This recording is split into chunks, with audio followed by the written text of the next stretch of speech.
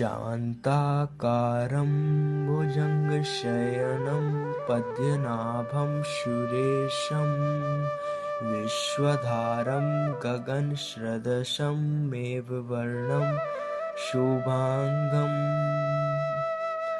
भगवान विष्णु शांत भाव से शेषनाग पर विश्राम कर रहे हैं। भगवान विष्णु के इस रूप को देखकर मन में ये प्रश्न उठता है कि सर्पों के राजा पर बैठकर कोई इतना शांत कैसे रह सकता है, परंतु वो तो भगवान है और उनके लिए सब कुछ संभव है। ईश्वर का नाम साधना की नींव है। अपने जीवन में नाम जप से शारीरिक, मानसिक एवं आध्यात्मिक दृष्टि से क्या क्या लाभ होते हैं, यह हम इस वीडियो की प्रस्तुति में पौराणिक कथा द्वारा उदाहरण सहित जानेंगे। कृपया वीडियो को पूरा अवश्य देखें और चैनल को सब्सक्राइब अवश्य करें। विलंब न करते हुए आरंभ करते हैं। वर्तमान में अनेक लोग दुख को भूलने के लिए मद्यपान करते हैं, परंतु मद्यपान दुख को भूलने का साधन नहीं है। दुख के परिहार के लिए नाम जप करना ही उपयुक्त है। एक बार की बात है, बैकुंठ लोक में भगवान विष्णु के पास ऋषि नारद गए और भगवान से जिज्ञासा प्रकट की। वह बोले कि हे भगवान, मैं नाम की महिमा जानना चाहता हूँ।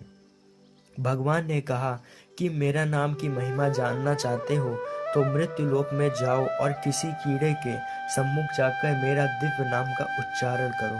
नारद जी मृत्यु लोक में गए और देखा कि एक कीड़ा अपनी स्वाभाविक गति से रेंग रहा है। नारद जी ने उसके सम्मुख भगवान के दिव्य नाम का उच्चारण किया, नारायण नारायण। कीड़ा उसी क्षण मर गया। नारद जी भगवान के पास आए और निंदा करने लगे कि भगवान, आपका दिव्य नाम सुनते ही कीड़ा तो मर गया। भगवान मुस्कुराए और कहा, मृत्यु लोक में पुनः जाओ, वहां फूल पर तितली बैठी होगी, उसे मेरा पावन नाम सुनाओ। नारद जी मृत्यु लोक में गए और देखा कि एक फूल पर मस्ती से तितली बैठी है। उसे भगवान का नाम सुनाया, नारायण नारायण। तितली भी नाम सुनते ही मर गई। नारद जी फिर भगवान के पास गए और कहा कि भगवान, आपका नाम सुनते ही तितली तो मर गई। भगवान ने कहा कि कोई बात नहीं, इस बार किसी हिरण के बच्चे को मेरा दिव्य नाम सुनाओ। नारद जी मृत्यु लोक में गए और देखा कि एक नर हिरण और मादा हिरण के पास छोटा सा बच्चा खेल रहा है। नारद जी सहमे सहमे कदमों से बच्चे के पास गए और उसे भगवान का नाम सुनाया, नारायण नारायण। नाम के सुनते ही वह हिरण भी मर गया। नारद जी यही सभी देखकर दुखी हो गए और भारी मन से भगवान के पास गए और जाकर कहा, भगवान, यह सब मैं क्या देख रहा हूँ? आपका पवित्र नाम तो टालने वाला होना चाहिए, किंतु यहाँ तो जीव जंतु मरते जा रहे हैं। भगवान ने आश्वासन दिया कि डरने की कोई बात नहीं, एक बार मृत्यु लोक पुनः से जाओ और किसी नवजात गाय के बछड़े को मेरा नाम सुनाओ। नारद जी ना चाहते हुए भी भगवान के बार बार कहने पर मृत्यु लोक में गए और देखा कि गाय के पास एक नवजात बछड़ा पूंछ उठाकर पूरे उल्लास के से दुग्ध पान कर रहा है। नारद जी डरे डरे से बछड़े के पास गए, भगवान नाम का उच्चारण किया, नारायण नारायण। गाय के बछड़े का भी वही हाल हुआ और वह उसी क्षण मर गया। नारद जी दौड़े दौड़े भगवान के पास गए और कहा कि भगवान, बंद की जाए अपनी यह लीला, मुझे नाम की महिमा नहीं जाननी। आपका नाम उच्चारण तो जीवों को मार रहा है, मेरी और परीक्षा मत लो। भगवान ने कहा, शांत हो जाओ ऋषि, एक बार मेरे कहने से मृत्यु लोक में पुनः जाओ और इस बार किसी जीव जंतुओं पर नहीं, मनुष्यों पर मेरे नाम का प्रभाव देखो।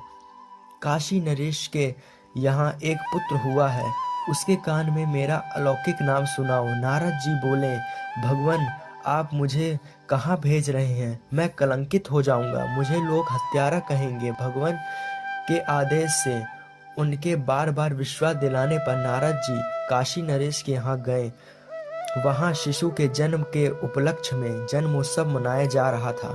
राजा को जब पता लगा कि बैकुंठ लोक से ऋषि नारद जी आए हैं, तो उन्होंने उनका खूब स्वागत सत्कार किया और कहा कि आप नवजात शिशु को आशीर्वाद दीजिए। नारद जी के पैर आगे नहीं बढ़ रहे थे।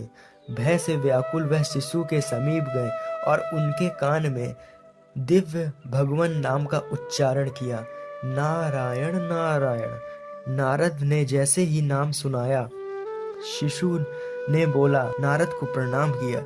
नारद जी अत्यंत आश्चर्यचकित रह गए और गदगद होके बोले कि बालक, तुम कौन सी शक्ति से बोल रहे हो? उसने कहा, हे महर्षि, क्या आपने प्रभु के दिव्य नाम की महिमा एवं शक्ति नहीं पहचानी? मैं ही वह कीड़ा, तितली, हिरण का बच्चा, गाय का बछड़ा हूँ। प्रभु नाम से मैं सहज ही प्राण त्यागता रहा तथा आज मनुष्य योनि में आया हूँ। नारद जी के सब संशय दूर हो गए। उन्हें नाम की अलौकिक शक्ति का ज्ञान हो गया और वह बार बार भगवान का धन्यवाद करने लगे। तुलसी मेरे राम को रीझ भजो या खींच, भौम पड़ा जामे सभी उल्टा सीधा बीज। अर्थात भूमि में जब भी बीज बोए जाते हैं तो वह नहीं देखा जाता कि बीज उल्टे पड़े हैं या सीधे पड़े हैं, फिर भी कालांतर में फसल बन जाती है। इसी प्रकार नाम स्मरण कैसे भी किया जाए, उसका फल अवश्य ही मिलता है। भगवान का नाम हमेशा जपना चाहिए। यह आवश्यक नहीं है कि मुख से जोर जोर पढ़ें, भगवान का नाम बोला जाए। अपने मन में भी हम भगवान का नाम ध्यान करके भगवान का उच्चारण कर सकते हैं। भगवान श्री राम, श्री कृष्ण, जगत गुरु शिव का हम ध्यान कर सकते हैं, हमें फल अवश्य मिले। दोस्तों, अगर आपको यह वीडियो की प्रस्तुति अच्छी लगी तो वीडियो को लाइक एवं चैनल को सब्सक्राइब जरूर करें। धन्यवाद।